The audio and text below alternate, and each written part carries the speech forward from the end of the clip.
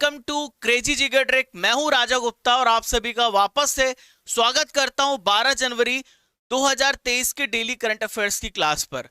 दोस्तों ये क्लास जो है पूरी तरीके से डुअल मीडियम में है, हिंदी और इंग्लिश दोनों माध्यम में आपको एक क्लास मिल रही है। यह है करंट अफेयर्स की ब्रह्मास्त्र क्लास। दोस्तों इस क्लास में आपको डेली करंट अफेयर्स का टेस्ट भी मिलता है, स्पेशल स्टैटिक जीके मिलता है, भारत के सभी एग्जाम्स के लिए जरूरी है ये आपकी करंट अफेयर्स की क्लास। तो पहला प्रश्न आइए देखते हैं, किस फिल्म के गाने को नाटू नाटू जो है गोल्डन ग्लोब अवार्ड 2023 मिला है? तो ये जो फिल्म है, इस फिल्म का नाम है ट्रिपल आर। क्या बोलते हैं इस फिल्म को? ट्रिपल आर बोलते हैं। दोस्तों गोल्डन ग्लोब अवार्ड जीतने वाली ये भारत का सबसे पहला गाना हो गया है नाटू नाटू। ठीक है, जो नाटू नाटू है, यदि आपसे पूछा जाए तो यह प्रतिष्ठित पुरस्कार जीतने वाला पहला भारतीय गीत हो गया है। दोस्तों इस गाने को किसने कंपोज किया है? तो इस गाने को कंपोज किया है एम कीरावानी ने, और इसे काल भैरव और राहुल सिपली गुंज ने गाया है। क्लियर? दोस्तों इसके डायरेक्टर कौन है, आपसे यह भी पूछा जा सकता है। काफी ज्यादा न्यूज में ये फिल्म रही है, तो राजा मौली, एस राजा मौली द्वारा इसे डायरेक्ट किया गया है। ट्रिपल आर को देखें तो ये जो फिल्म है नेशनलिज्म, राष्ट्रवाद और भाईचारे पर आधारित है। दोस्तों इसमें आपको दो फेमस एक्टर देखने को मिलेंगे, पहले हैं रामचरण और दूसरे जूनियर एनटीआर। इन दोनों की प्रमुख भूमिका देखने को मिलेगी और फिल्म में दोनों ने वास्तविक जीवन के भारतीय क्रांतिकारी अल्लूरी सीताराम राजू और कोमरम भीम की भूमिका निभाई है। दोनों ही बहुत महत्वपूर्ण है। क्लियर? चलिए दोस्तों, गोल्डन अवार्ड के मुख्य अवार्ड विजेता कौन कौन रहे हैं ये भी आप जान लीजिए। तो बेस्ट एक्ट्रेस ड्रामा सेगमेंट में केट ब्लेचेंट को मिला है, Cate Blanchett. Best actor drama Austin Butler को मिला है। यहां पर एक्टर की बात करें, यहां पे एक्ट्रेस की बात कर रहे हैं। और बेस्ट एक्टर म्यूजिकल कॉमेडी में मिला है कोलिन फेरल को, बंसीज ऑफ इनिशियरिन को मिला है। क्लियर? आप स्क्रीनशॉट ले सकते हैं, ये इंपॉर्टेंट है जो आपसे पूछा जा सकता है। देखिए गोल्डन ग्लोब अवार्ड कब से स्टार्ट किए गए ये भी आपसे पूछा जा सकता है। तो फॉरेन प्रेस एसोसिएशन के द्वारा ये अवार्ड दिए जाते हैं और 1944 में स्टार्ट किए गए। 1944 में पहली बार 20 जनवरी को ये पुरस्कार दिए गए हैं। इसका मकसद है कि मनोरंजन जगत में बेमिसाल कार्य करने वालों को सम्मान देना। क्लियर? चलिए क्वेश्चन नंबर 2 को देखते हैं। उड़ीसा तट से किस मिसाइल का सफल ट्रेनिंग लॉन्च किया गया है? तो पृथ्वी 5, पृथ्वी 6, पृथ्वी 2, पृथ्वी 3। तो ये है पृथ्वी 2। इसका क्या नाम है? पृथ्वी 2 नाम है। क्लियर? पृथ्वी 2 को उड़ीसा तट से इस मिसाइल का सफल ट्रेनिंग लॉन्च किया गया है। दोस्तों पृथ्वी के बारे में भी हम सारी बातें जानेंगे। तो दोस्तों उड़ीसा जो तट है वहां पर है चांदीपुर, और चांदीपुर में है एकीकृत परीक्षण रेंज। वहां से पृथ्वी 2 का सफल ट्रेनिंग लॉन्च किया गया है। पृथ्वी 2 जो है इंडिजीनियस है, यानी स्वदेश में डेवलप की गई सतह से सतह मार करने वाली शॉर्ट रेंज बैलिस्टिक मिसाइल है। दोस्तों इसकी जो रेंज है ये 250 से 350 किलोमीटर है और यह 1 टन पेलोड ले जा सकती है। मैं आपको बताना चाहूंगा यहां पर integrated guided missile development programme के बारे में।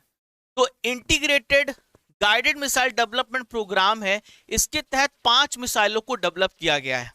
तो 5 मिसाइल है। पहला है, देखिए इसके लिए ट्रिक भी है, पटना आप याद रखना, पटना याद रखना। पी से पृथ्वी, ए से अग्नि, टी से त्रिशूल, एन से नाग और ए से है आकाश।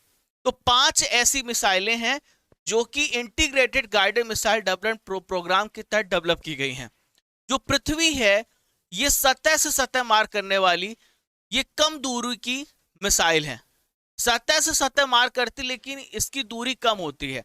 वहीं पे अग्नि की बात करें तो सतह से सतह पर मार करने वाली मध्यम दूरी वाली बैलिस्टिक मिसाइल है। ठीक है, इन सभी की विशेषता आपसे पूछी जा सकती है। क्लियर है? चलिए त्रिशूल की बात करें तो सतह से आकाश में मार करने में सक्षम कम दूरी की मिसाइल त्रिशूल है। और नाग जो है ये तीसरी पीढ़ी की टैंक भेदी मिसाइल है, यानी ये टैंक को टारगेट करती है और आकाश की बात करें तो सतह से आकाश में मार करने वाली जो है सक्षम मध्यम दूरी वाले मिसाइल है आकाश। मैंने आपको सारी मिसाइलों के बारे में बता दिया है। तो मेरे पास रिजल्ट है 11 जनवरी के। अरविंद कुमार, कौकबन सनी, तो आप सभी का बहुत बहुत स्वागत है। तो यहां पर मेरे पास बहुत सारे रिजल्ट हैं, आप सभी लाइव जुड़े हैं, मैं आपके कमेंट्स बॉक्स भी देख रहा हूं।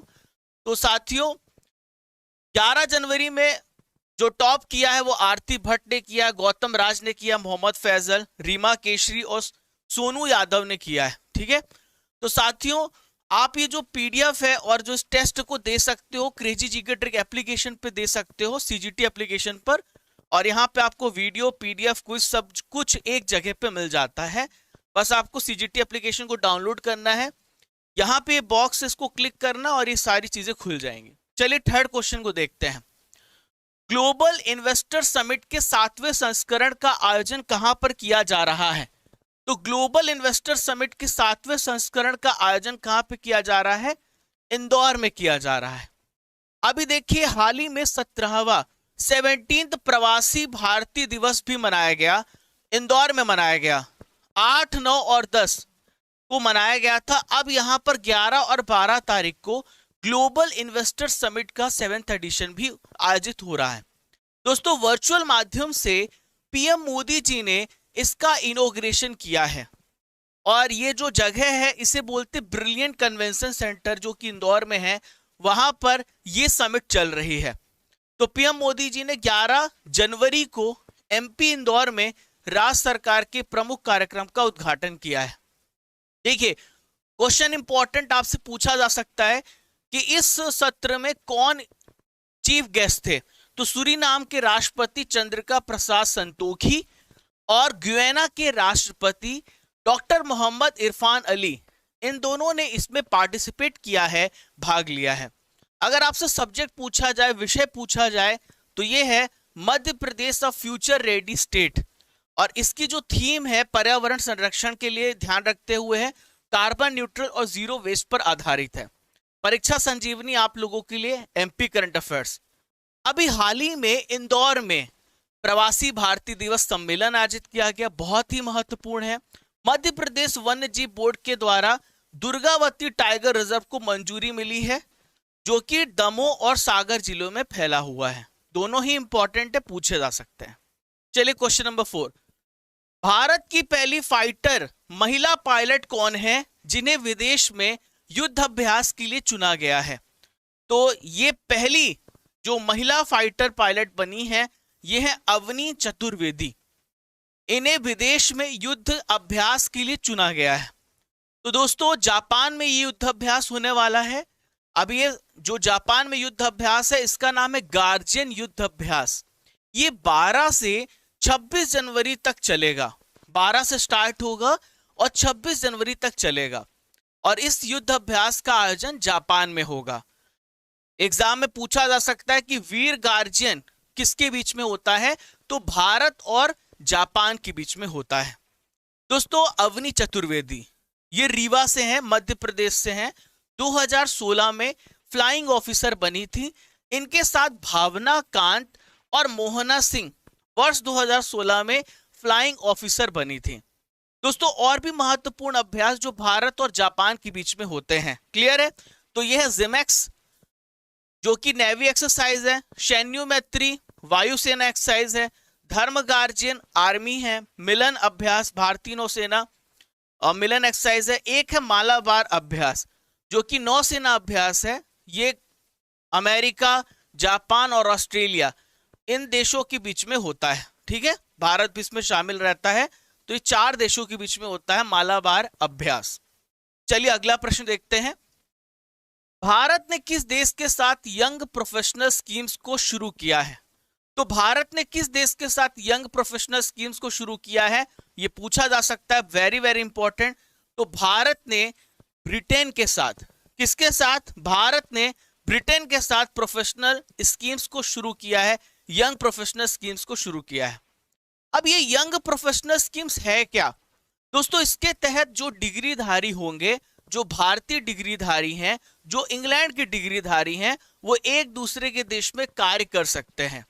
तो भारत और ब्रिटेन की सरकार ने 9 जनवरी 2023 को यंग प्रोफेशनल स्कीम्स की शुरुआत की है। इसमें 18 से लेकर 30 वर्ष आयु के जो छात्र हैं, जो डिग्री धारक हैं, वो नागरिक 3000 ऐसे डिग्री धारक नागरिक 2 साल की अवधि के लिए एक दूसरे के देश में रहेंगे और उन्हें काम करने की अनुमति मिलती है।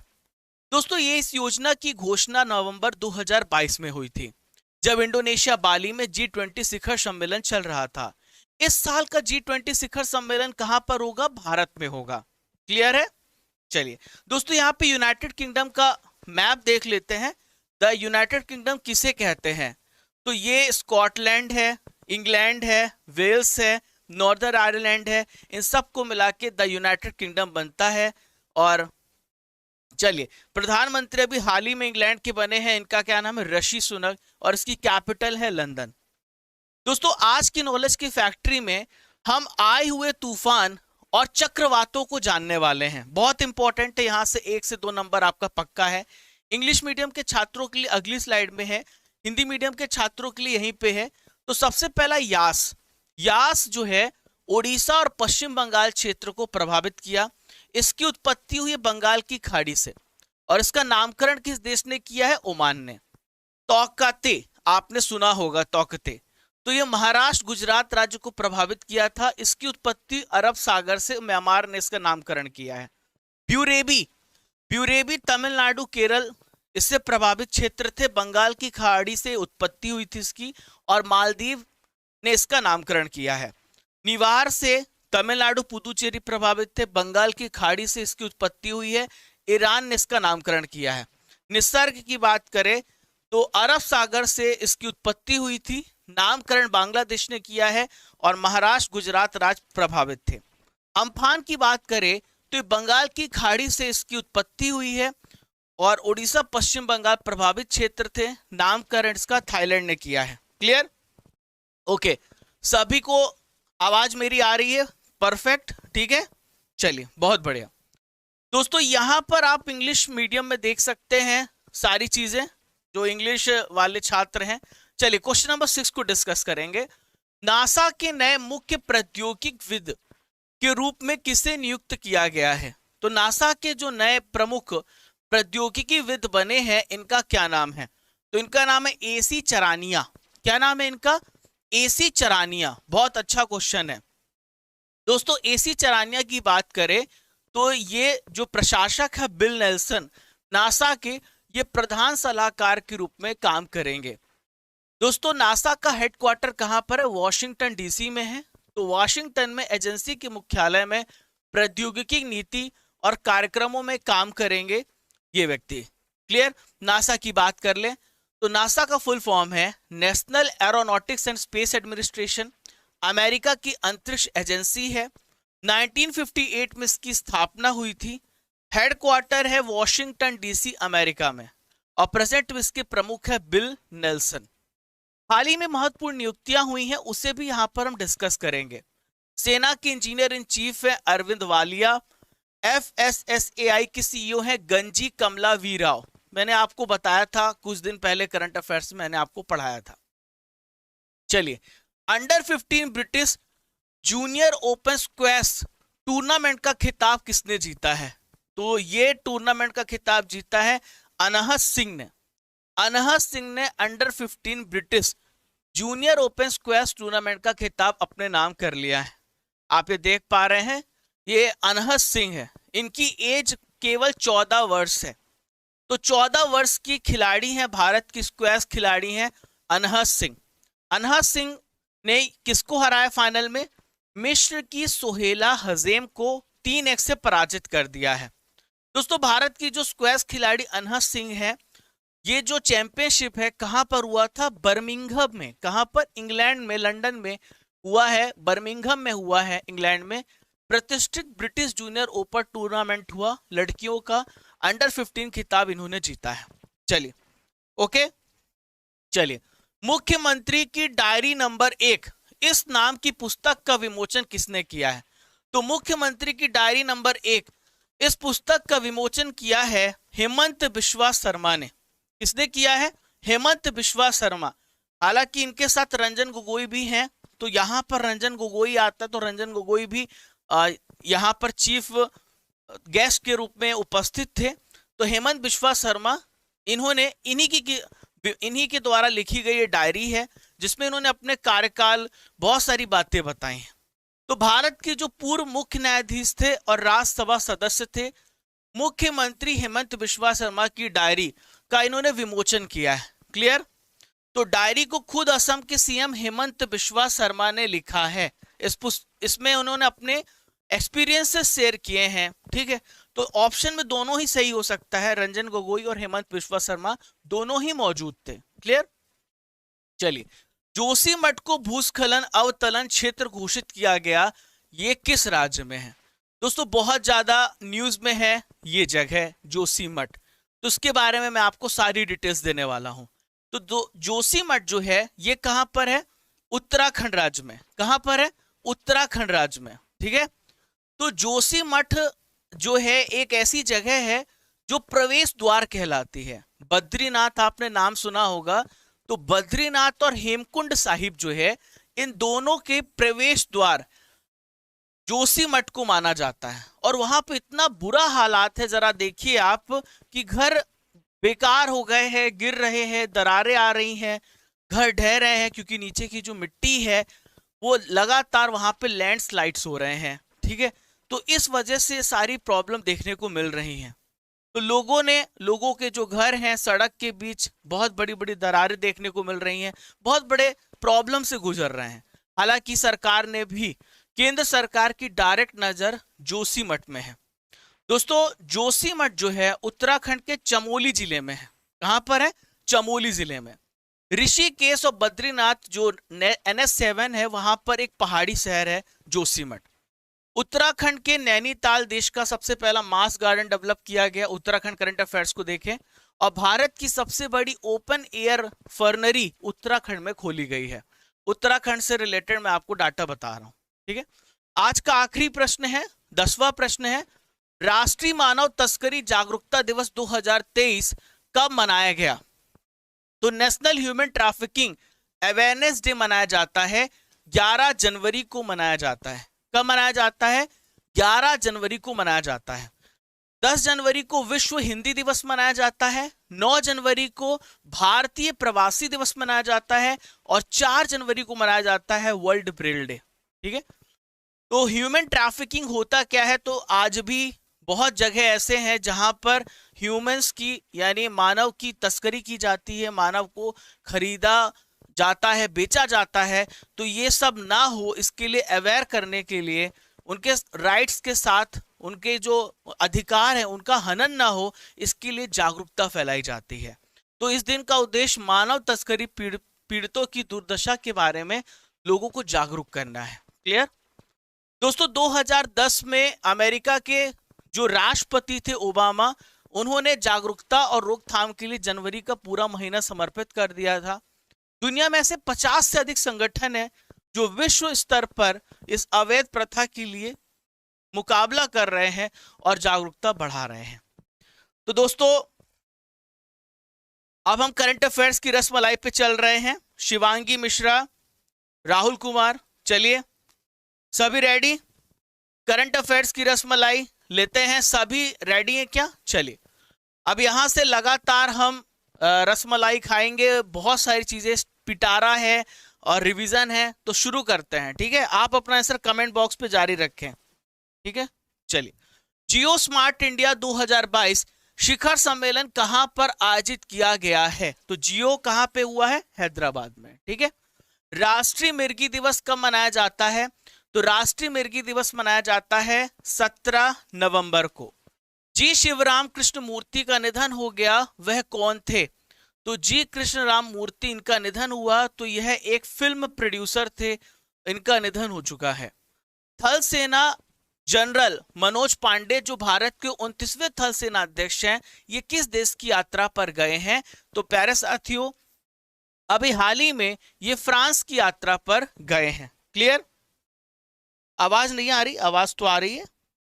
ठीक है, आवाज आ रही है आप लोगों को? ठीक है, चलिए। प्रस्थान अभ्यास किसके द्वारा आयोजित किया गया है? तो प्रस्थान अभ्यास को भारतीय नौसेना के द्वारा आयोजित किया गया। किसके द्वारा? भारतीय नौसेना के द्वारा स्टार्ट किया गया। दोस्तों अब हम जो भी करंट अफेयर्स पढ़ रहे हैं उसका हम पूरी तरीके से रिवीजन करेंगे। क्लियर? चलिए, उसका हम रिवीजन करेंगे। तो ट्रिपल आर फिल्म के निर्देशक कौन है ये भी आपको बताना, 10 में कितने नंबर लाए आपने। तो ट्रिपल आर के निदेशक हैं राजामौली। गोल्डन ग्लोब अवार्ड किस देश में दिया जाता है? तो गोल्डन ग्लोब अवार्ड किस देश में दिया जाता है, जल्दी से बताएं। तो ये अमेरिका के द्वारा दिया जाता है। गोल्डन ग्लोब अवार्ड पहली बार किस वर्ष दिया गया था? तो गोल्डन ग्लोब अवार्ड पहली बार 1944 में दिया गया था। चांदीपुर एकीकृत परीक्षण रेंज किस राज्य में स्थित है? तो चांदीपुर कहां पर है? ओडिशा राज्य में है। रक्षा अनुसंधान और विकास संगठन डीआरडीओ की स्थापना किस वर्ष की गई? तो डीआरडीओ की स्थापना 1958 में की गई है। प्रवासी भारतीय सम्मेलन 2023 का आयोजन किस राज्य में किया गया? तो इसका आयोजन एमपी इंदौर में किया गया। शिन्यो मैत्री वायुसेना अभ्यास भारत और किस देश के बीच में होता है? तो शिन्यो मैत्री होता है भारत और जापान के बीच में होता है। ऋषि सुनक किस देश के प्रधानमंत्री हैं? तो ऋषि सुनक किस देश के प्रधानमंत्री हैं? यूनाइटेड किंगडम, ठीक है, यूके। निसर्ग तूफान की उत्पत्ति कहां से हुई थी? आपने पढ़ा है। तो निसर्ग तूफान की उत्पत्ति हुई है अरब सागर से। कहां से? अरब सागर से। बीसीसीआई चयन समिति के अध्यक्ष कौन बने हैं? तो ये है चेतन शर्मा। कितने नंबर लाए आप लोगों ने इससे बताइएगा कमेंट बॉक्स पे, ठीक है। चलिए, बहुत बढ़िया, सभी बहुत अच्छा कर रहे हैं। चलिए दोस्तों, यहां पर मैं आपको बताना चाहूंगा कि अगर आप polity, world geography, reasoning, history, mathematics, इन सभी कोर्सेज को आप अगर चाहते हैं कि आप पढ़ना चाहते हैं तो सीजीटी एप्लीकेशन को डाउनलोड कीजिएगा। कोड यूज कीजिएगा RGCGT, राजा गुप्ता क्रेजी जीके ट्रिक, वहां से आपको मैक्सिमम डिस्काउंट मिल जाएगा। दोस्तों 11 जनवरी के करंट अफेयर्स का हम यहाँ पे रिवीजन करेंगे। हार्वर्ड लॉ स्कूल सेंटर के द्वारा वैश्विक नेतृत्व के लिए पुरस्कार किसे प्राप्त हुआ है? तो आपको कल पढ़ाया था, DY चंद्रचूड़। ऑस्कर 2023 के लिए किस भारतीय फिल्म को शॉर्टलिस्ट किया गया? तो इस फिल्म का नाम है द कश्मीर फाइल्स। 10 फिल्मों को शॉर्टलिस्ट किया गया है, केवल द कश्मीर फाइल्स नहीं है। भारत का पहला पूरी तरीके से डिजिटल बैंकिंग वाला राज्य कौन बना है? तो डिजिटल बैंकिंग वाला राज्य भारत का केरल बना है। किस देश में ब्रिटिश भारतीय सेना का नया स्मारक बनाया जाएगा? तो कहां पे बनाया जाएगा? स्कॉटलैंड में बनाया जाएगा। भारत ने किस देश में लिथियम और तांबे की खदानों की खोज की है? तो कहां पे खोज की है? अर्जेंटीना में। अमित शाह ने किस राज्य में 120 फीट ऊंची एक पोलो खिलाड़ी की प्रतिमा का अनावरण किया है? तो कहां पे किया है? मणिपुर राज्य में। छेरछेरा महोत्सव किस राज्य में मनाया गया है? तो छेरछेरा महोत्सव कहां पे मनाया गया है? छत्तीसगढ़ राज्य में। विश्व हिंदी दिवस कब मनाया गया? तो विश्व हिंदी दिवस 10 जनवरी को मनाया गया। डॉक्टर टेहमटन ई उदवाडिया, इनका निधन हो गया, वह कौन थे? तो ये थे लेप्रोस्कोपिक सर्जरी के जनक। क्लियर? ऑस्ट्रेलियन ओपन और दुबई टेनिस चैंपियनशिप के बाद किस टेनिस स्टार ने संन्यास लेने की घोषणा की है? तो ये टेनिस स्टार है सानिया मिर्जा। दोस्तों पहचानो कौन सीरीज में आपको बताना है ये कहां की इमेज है, इसके बारे में आपको 5 लाइनें लिखनी है और ध्यान से देखिए, आपको बताना है ये कहां की, ठीक है, कहां का ये साइट है, आपको बताना है। दोस्तों कल कुंवर ऋषभ ने नीरज चोपड़ा जी के बारे में बहुत अच्छा लिखा है, मैंने यहाँ पे पिक किया है। और इसके अलावा राधा श्रीवास्तव जी ने, तो यहाँ पर मैंने बनाया हुआ है स्क्रीनशॉट, आप इसे पढ़ सकते हैं, ध्यान से स्क्रीनशॉट लेकर के पढ़ लीजिएगा, ठीक है। आज का सवाल है, किस फिल्म के गाने नाटू नाटू को गोल्डन ग्लोब अवार्ड 2023 मिला? दोस्तों स्टैटिक जीके के पिटारे में आज हम जनसंख्या को डिस्कस करेंगे। तो पहला प्रश्न ये रहा, उत्तर प्रदेश की जनसंख्या नीचे दिए गए समूह के एक समूह के प्रत्येक देश की जनसंख्या से अधिक है, आपको बताना है। तो पॉपुलेशन जो यूपी का है किस कंट्री के बराबर है? तो जरा गौर से देखिएगा, तो यहां पर रशिया लिखा, बहुत बड़ा देश है, वहां पे इंडोनेशिया, तो इसका आंसर है यूके, जर्मनी, जापान और पाकिस्तान, ठीक है, ठीक। चलो, भारत की जनसंख्या वृद्धि का सबसे मुख्य कारण क्या है कि भारत की जनसंख्या इतनी तेजी से क्यों बढ़ी? तो इसके पीछे कारण था भारत में मृत्यु दर में कमी आई है। वर्ष 2011 की जनगणना के अनुसार देश में 2001-2011 दशक के दौरान जनसंख्या वृद्धि दर कितने प्रतिशत रही है? तो ये बहुत अच्छा क्वेश्चन है, 17.7% रही है।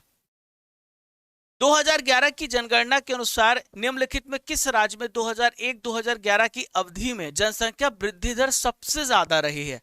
तो जनसंख्या वृद्धि दर सबसे ज्यादा मेघालय राज्य में देखी गई है। भारत की जनसंख्या की मौजूदा वार्षिक वृद्धि दर कितनी है? तो मौजूदा जो वार्षिक वृद्धि दर है वह 1.64%। भारत में सबसे मंद जनसंख्या वृद्धि दर वाला राज्य कौन सा, जहां की जनसंख्या बहुत तेजी से नहीं बढ़ी, बहुत धीरे धीरे ग्रोथ हुआ, स्लोएस्ट पॉपुलेशन ग्रोथ? तो यह नागालैंड और केरल। इनमें से कौन से राज्य समूह में 2001 से 2011 की अवधि में सबसे ज्यादा जनसंख्या वृद्धि प्रतिशत में अंकित की गई है? तो सबसे ज्यादा जनसंख्या वृद्धि मैंने अभी पिछले क्वेश्चन में बताया है, तो मेघालय तो जहां पे रहेगा उसे टिक करना। दूसरा सबसे तेजी से बढ़ा था अरुणाचल प्रदेश और तीसरा है बिहार। 2011 की जनगणना आंकड़ों के अनुसार किस राज्य की जनसंख्या वृद्धि दर सबसे कम थी? तो सबसे कम थी जनसंख्या वृद्धि दर नागालैंड राज्य की। नवीनतम जनगणना 2011 के अनुसार भारत की जनसंख्या की औसत वृद्धि दर, नवीनतम जनगणना 2011 के अनुसार भारत की जनसंख्या की औसत वार्षिक वृद्धि दर बढ़ी है, घट रही है? तो ये घटी है, मैंने आपको बताया है। वर्तमान में भारत में जन्म दर और मृत्यु दर से संबंधित इनमें से कौन सा कथन सही है? तो जो जन्म दर है भारत में वो भी घटा है, और यहां पर देखिए मृत्यु दर दोनों ही घटा है, ठीक है, दोनों ही डिक्लाइन हुआ है। भारत की उच्चतम जनसंख्या वृद्धि दर किस वर्ष, किस डिकेड में रही है, किस 10 साल में रही है? तो भारत की उच्चतम जनसंख्या वृद्धि दर 1961 और 71 के बीच में रही है। 2001 से 2011 में सबसे ज्यादा जनसंख्या वृद्धि दर वाला राज्य मेघालय है। दूसरे स्थान पर कौन सा राज्य रहा है? तो दूसरे स्थान पर राज्य रहा है अरुणाचल प्रदेश। कौन सा राज्य रहा है? अरुणाचल प्रदेश। यूपी में निम्नांकित दशक में उच्चतम जनसंख्या वृद्धि दर कब रही? तो कॉमन सेंस लगाना, अगर भारत की जनसंख्या 61 से 71 में बढ़ी है तो सबसे ज्यादा पॉपुलेशन देने वाला यूपी है, क्योंकि उसका एरिया बहुत बड़ा है, तो वो है 1961 से 71। क्लियर? वैसे सबसे ज्यादा जो पॉपुलेशन डेंसिटी है वो बिहार की है और सबसे ज्यादा पॉपुलेशन यूपी की है। तो कैसा लगा साथियों आप लोगों को? ठीक है, ओके दोस्तों, कल से आप लोग ज्यादा से ज्यादा लोगों को जरूर जोड़े लाइव चैट पर, ताकि वो भी मिल करके पढ़ सके। आप हमारे टेलीग्राम को ज्वाइन कर लेना, लक्ष्मी कुमार आईएएस वाला, राणा प्रताप चौहान, ठीक है, रवि कुमार सिहाग। ओके, कैसा चल रहा आप लोगों का करंट अफेयर्स? कोई दिक्कत किसी को? प्रकाश चंद्र जेना, अमृता देवी जी, ठीक है, आप हमें फॉलो कर सकते हैं टेलीग्राम पर, इंस्टाग्राम पर, फेसबुक पर, यूट्यूब पर, और सब्सक्राइब करना बिल्कुल भी मत भूलिएगा। पीडीएफ डाउनलोड होती है, फ्री है, क्रेजी जीके ट्रिक एप्लीकेशन पर। विकास शर्मा, है ना, सब कुछ फ्री है, ऐसा कोई प्रॉब्लम नहीं है, ऐसा कोई इशू नहीं है ना। प्रदीप खुशी, चलिए, अगर आपको सच में राजा सर की मेहनत और सीजीटी की, क्रेजी जीके ट्रिक की मेहनत लगती है कि हम आपके लिए सबसे पहले आते हैं पढ़ाने सबसे कम समय में, तो जरूर शेयर करिए और अपनी इस फैमिली को ज्यादा से ज्यादा लोगों तक पहुंचाइए। ठीक है, चलिए अब चलने का समय हो गया है, और भी बातचीत होती रहेंगी। सुबह 6 बजे सभी को कनेक्ट होना है, ठीक है। ओके, जय हिंद, जय भारत। जब तक तोड़ेंगे नहीं तब तक छोड़ेंगे नहीं।